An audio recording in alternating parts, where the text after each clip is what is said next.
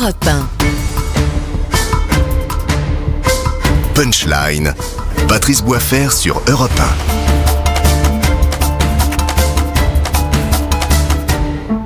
La suite de Punchline sur CNews et sur Europe 1, bien évidemment. Bienvenue à vous si vous venez de nous rejoindre. On est toujours avec Prisca Thévenot, qui est porte-parole de La République En Marche, Éric Diard, qui est député des Républicains des Bouches-du-Rhône, Julien Audoul, qui est porte-parole du Rassemblement National, et Vladimir Fedorovski, qui est ancien diplomate et écrivain, auteur notamment de Amour et Inspiration aux éditions Ballant. On continue à parler de cette crise ukrainienne.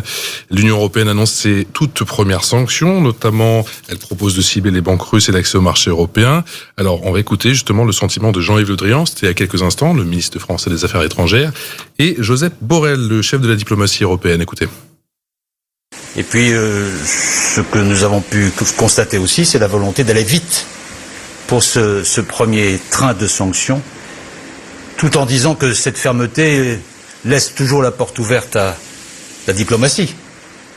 Mais on a vu que tous les efforts diplomatiques qui ont été répétés au cours des dernières semaines, des derniers jours, se sont heurtés à un mur, et en plus à un déclaratif parfaitement insupportable, dans lequel le président Poutine aboutit à la négation de l'Ukraine, d'une certaine manière.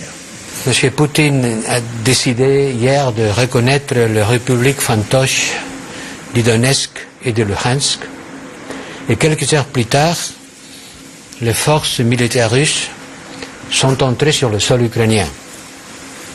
Cet acte, qui était prévisible, c'est un acte d'une extrême gravité. Cet acte déchire d'un coup les accords de Minsk. Il s'agit d'une violation de l'intégrité territoriale et de la souveraineté de l'Ukraine. M. Poutine sifflait ce que vous dites en français, la fin de la récréation. La fin de la récréation démocratique de l'Ukraine.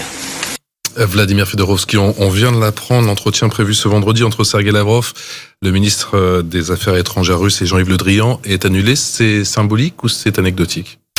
Non, c'est assez symbolique. Je pense que le président Macron est assez blessé par cette histoire, puisqu'il était très actif. Très investi, très actif dans ce genre de choses. Pour ma part, je souhaite beaucoup que, quand même, comme vous avez si bien dit, le mot fermeté, madame, d'une part, et d'autre part, quand même, le dialogue. Vous comprenez? Je voudrais presque vous réconcilier. C'est vous la puissance d'équilibre. Mais bien sûr. Mais vous savez, je vais vous dire, dans les réalités, c'est inévitable de trouver les équilibres aussi avec la Russie pour la sécurité européenne sur les problèmes que je vous évoquais, parce que les règles n'existent pas. Et le dérapage guerrier qui nous inquiète tous, évidemment, tôt ou tard, il faudra revenir sur la table des négociations, et il faudra le faire, mais c'est pas quand même demain la veille, parce que je crains beaucoup que la logique de deux blocs va s'installer maintenant.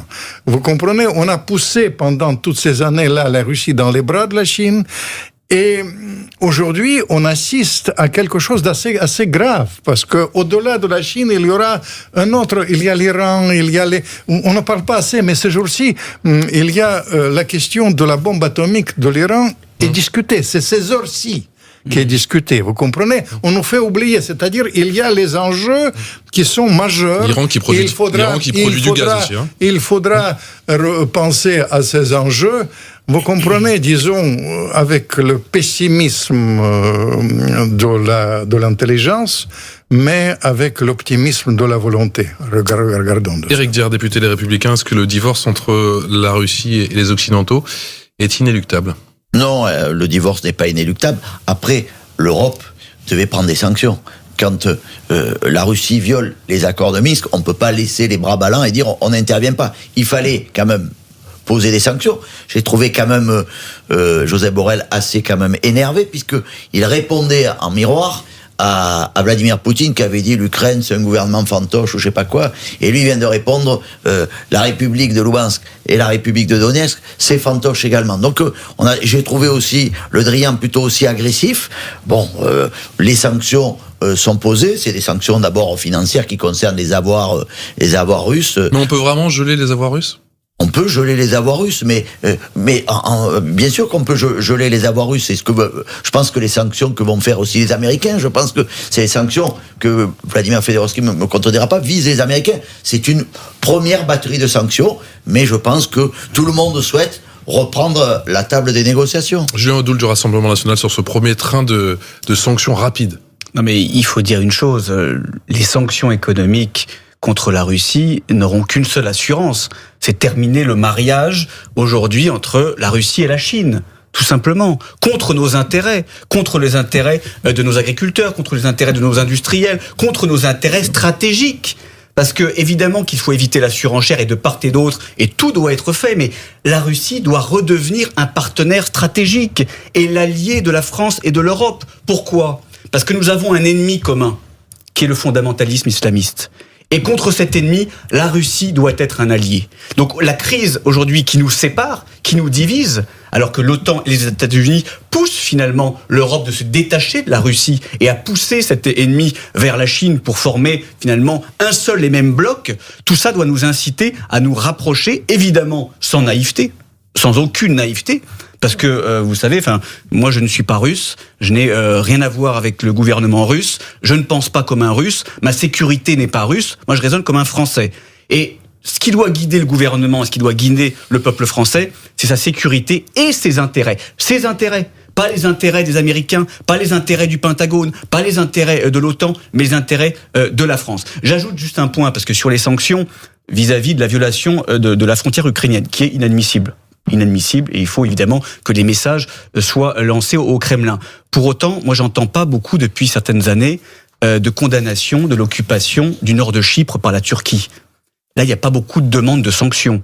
Il n'y a pas beaucoup de demandes de sanctions quand l'armée turque vise un bâtiment français avec un acte d'hostilité extrêmement grave. J'entends pas beaucoup de sanctions quand M. Erdogan fait pression avec les migrants d'envahir la Grèce. J'entends pas beaucoup de sanctions. Il y a un deux poids deux mesures et il y a une certaine complaisance. Je remarque qu'il y avait eu toujours des négociations pour faire entrer la Turquie dans l'Union européenne. Non. Visiblement, l'occupation. Oh là là. Non, ce n'est pas fini malheureusement. Il y a toujours des liens. Qu'est-ce qui vous fait dire que c'est pas fini ? Bon, c'est pas fini parce qu'on le sait. On a des preuves. Nos députés européens l'ont dévoilé depuis longtemps. Il y a toujours des négociations avec la Turquie. Elles ont été contenues. Elles ont été d'ailleurs entretenues par Monsieur Barnier en son temps. Il faut s'en rappeler. Donc c'est vrai que a rejeté la Turquie. Vous le savez. Oui, bien sûr.